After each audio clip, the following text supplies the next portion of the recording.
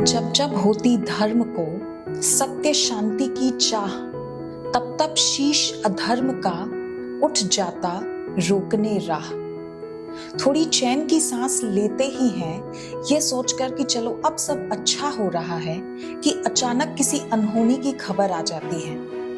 मन थोड़ा सुकून पाता ही है और लगता है कि अब अच्छे दिन जरूर आएंगे, कि फिर अचानक ऐसा कुछ हो जाता है कि निराशा सी छा जाती है। हम हिंदू सहिष्णु हैं, सज्जन हैं, शारीरिक मानसिक किसी भी स्तर पे किसी को भी जरा सा भी नुकसान नहीं पहुंचाना चाहते, सबका मंगल सबका भला चाहते हैं। पर विडंबना देखो कि हमें चोटिल करने का एक मौका भी नहीं छोड़ा जाता। कभी भी कोई भी उठकर सत्य सनातन संस्कृति को इरेडिकेट करने की, जड़ से उखाड़ फेंकने की बात करता है। हमसे कहा जाता है कि हमारे कारण दूसरों के धार्मिक भावनाओं को ठेस पहुंच रही है, पर हिंदू बहुसंख्यक इस देश में हिंदुओं की भावनाओं की ही पड़ी नहीं है किसी को। उल्टा हमारी धार्मिक भावनाओं को आहत करके हमें मूर्ख और रूढ़िवादी बेकार बताकर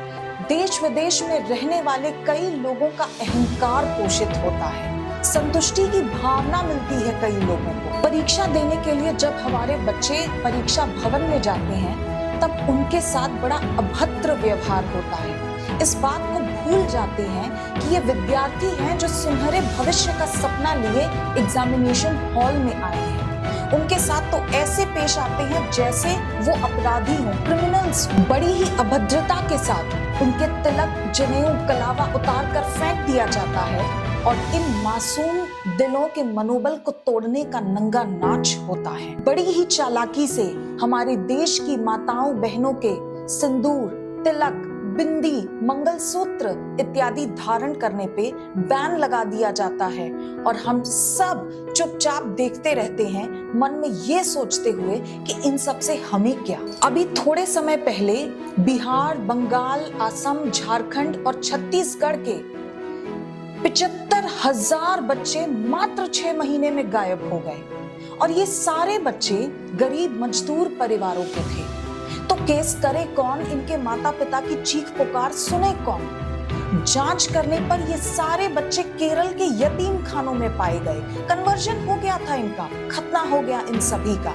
केस सुप्रीम कोर्ट में चल रहा है, पर मीडिया गहन चुप्पी साधे हुए है। रेप और मर्डर के एलिगेशंस सिद्ध हो जाने के बाद भी इस देश में जहां पादरियों और मौलवियों को कोई सजा नहीं होती, उल्टा और अधिक बेबाकी से वे कन्वर्जन का काम करते हैं, शोषण करते हैं कई मासूमों का, लोगों को मैनिपुलेट करने का काम करते हैं। वहीं सत्य सनातन संस्कृति की रक्षा के लिए जिन साधु संतों ने अपना सर्वस्व न्यौछावर कर दिया, उन पर झूठे घिनौने आरोप लगाए जाते हैं। हम इस बात को न भूलें कि ये वही संत हैं जिन्होंने जीवन के हर श्वास को, रक्त की एक एक बूंद को अर्पित समर्पित कर दिया सनातन संस्कृति की रक्षा के लिए।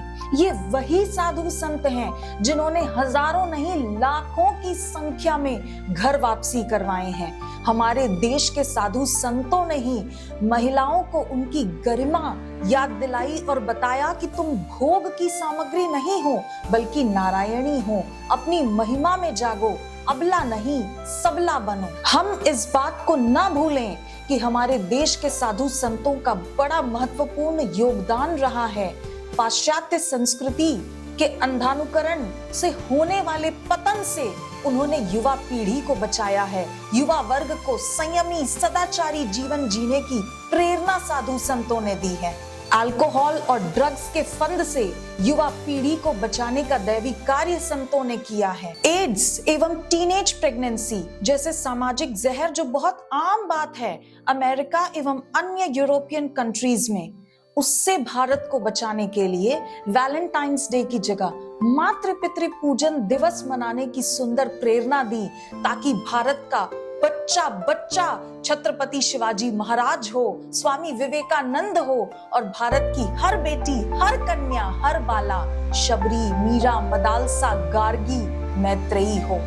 ये वही संत हैं जिन्होंने वसुदेव कुटुंबकम की भावना हमें सिखाई है और अपने प्रेम, स्नेह और सौहार्द से सबका मंगल, सबका भला, सबका पोषण किया है। सच में दिल दहल उठता है, सिर्फ आंखें ही नहीं आत्मा रोती है जब देखते हैं कि संतों पे कैसे अत्याचार होते हैं।